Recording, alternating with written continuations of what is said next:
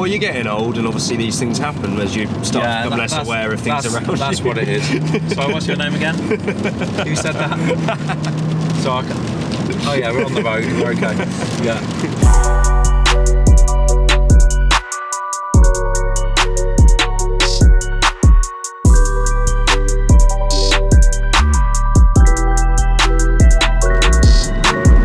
Hey guys, it's Joel and welcome back to the channel. Now, you may recognise these familiar surroundings. I am in a Z4, but I'm not in my Z4, I'm in my dad's Z4. For those of you that are new to the channel or haven't been here for too long, you may not be aware of the fact that my dad is that guy there. He also has an E85 Z4, believe it or not, so he did actually buy it after me, so I can say safely that he took inspiration from his son for the car. So yes, the reason that we are in my dad's Z4 today is because it has been, I think it's probably been, how long have you had this car now? Since September 17. So it's actually over a year, but this video is going to be like a year with it. I think we did do a video probably about a year ago. When you sort of first got this car. So yeah, we're revisiting Dad's Z4 today. We're going to have a little chat with Dad about his ownership experiences, things that have gone wrong or not gone wrong, and yeah, we're just going to see what his impressions are of the car after having it for 14, 15 months, whatever it is.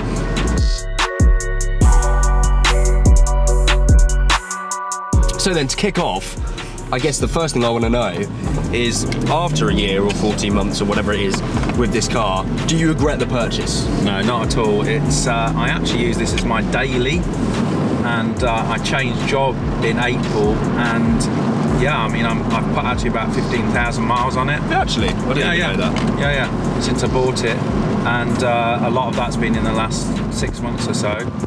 So no, not at all. It's a fantastic daily car. It's comfortable. It's quiet enough, you know, on the motorway and stuff.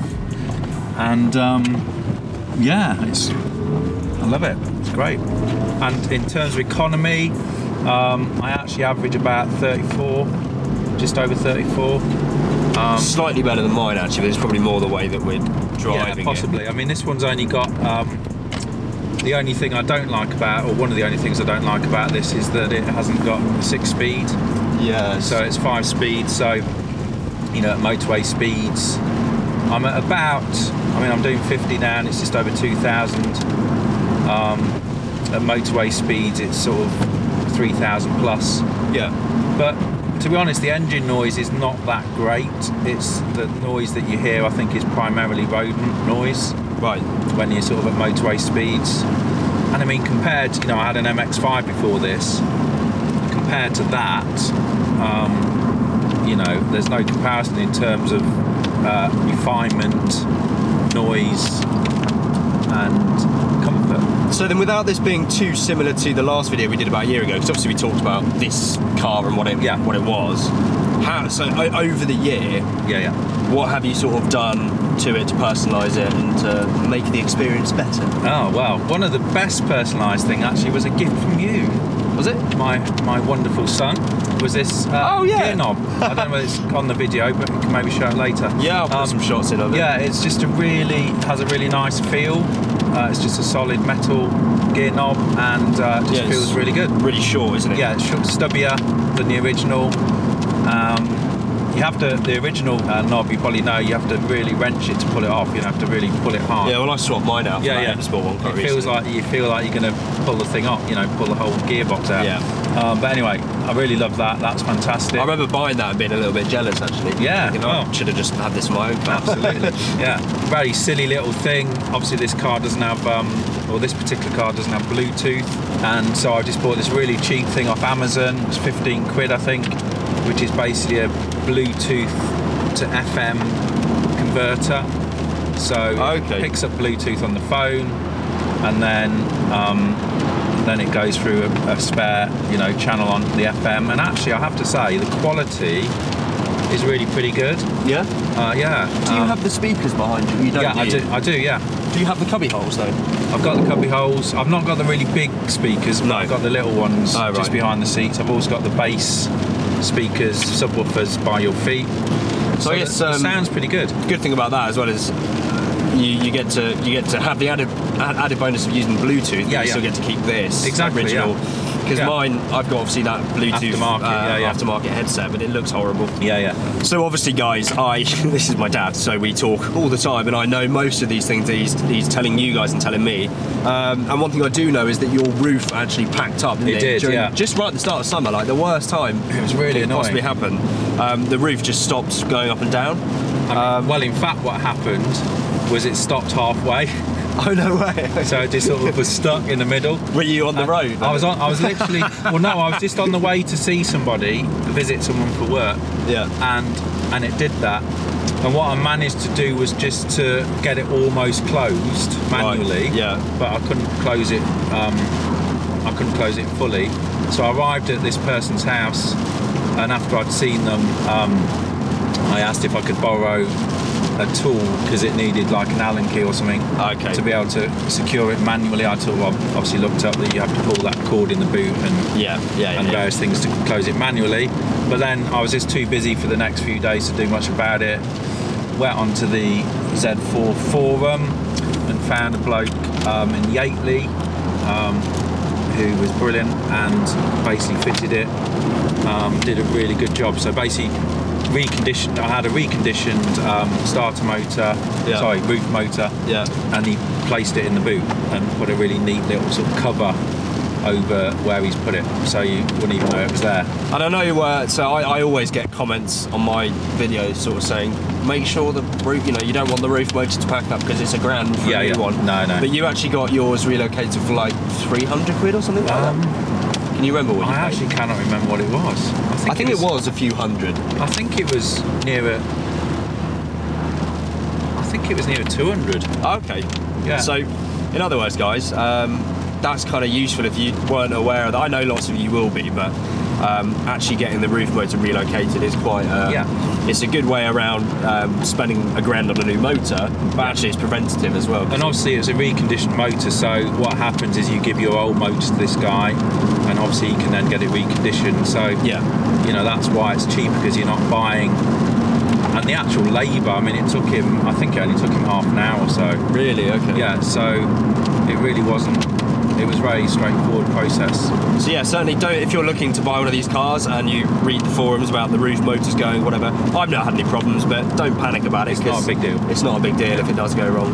So yeah, other than that, so I would say that's the other thing, it's a 15-year-old car.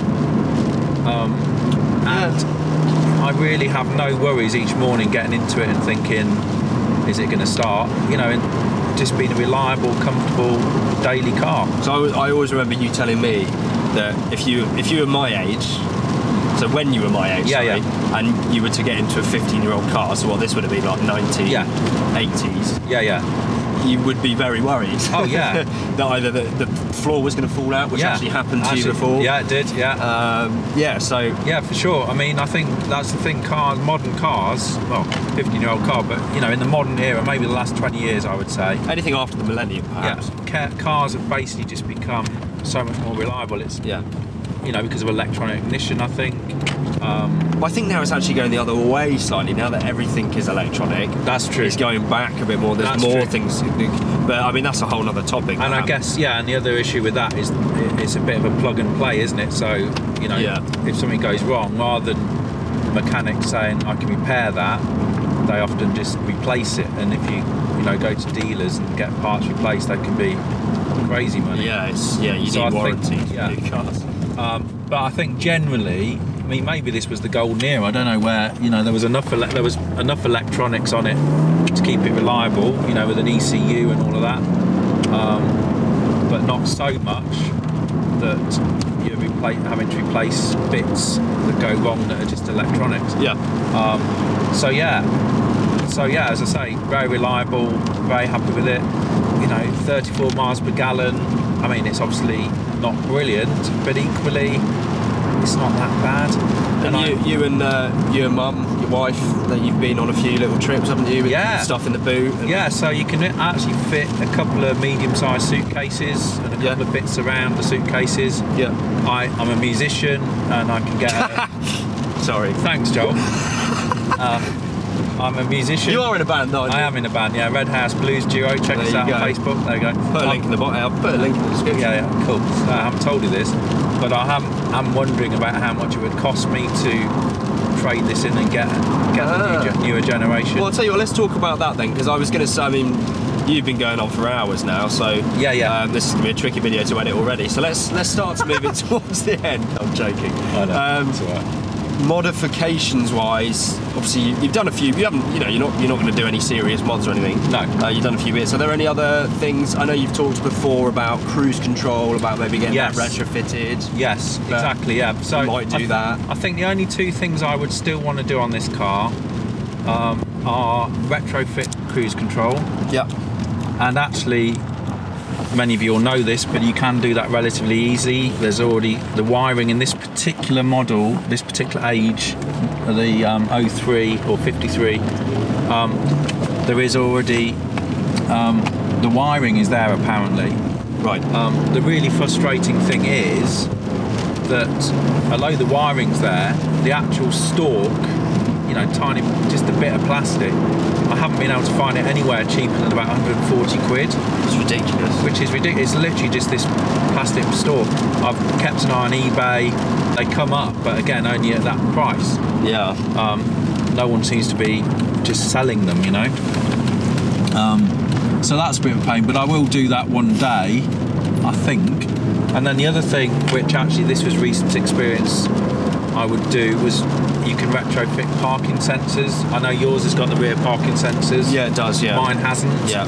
And that was really annoying the other day because I was visiting. I was parked somewhere and somebody's house, and I reversed and didn't spot that they had a really low sort of plant pot. Oh dear. And so I've put a bit of a little dent in the not dent, but just a mark. I've seen actually. Yeah, it's not great. It's not great.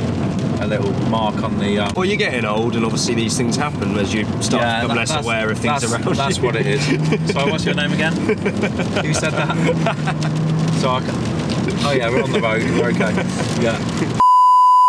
Right then, so I think we'll wrap the video up there, guys. I hope you found that really interesting, hearing Z4 ownership experience from a different insight from my dad's insight. Obviously a slightly different car, but it's very much the same.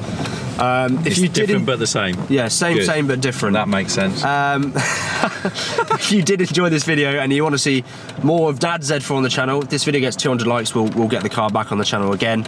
And you didn't ask me that. Well, you tough. You got no choice, no say in the matter.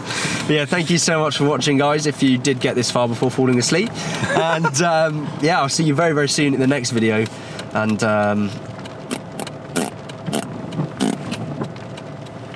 any last goodbye words? from him? No. Any last words? Discombobulation. That's a great word. Thank you guys so much for watching, and I'll see you very, very soon. So to kick off then, after a year with the car, do you regret the purchase? Not at all. No? I love it. I love it. I actually use it as my... Let's do that again. Do it again. Just answer every question with like 2 words, and then just. Do you want me to be longer? Yeah, you elaborate. I'm just saying that one sort of, you just said, I love that was it. a bit rough. Yeah, sorry. You should just do that with every question. This video would be 3 minutes long.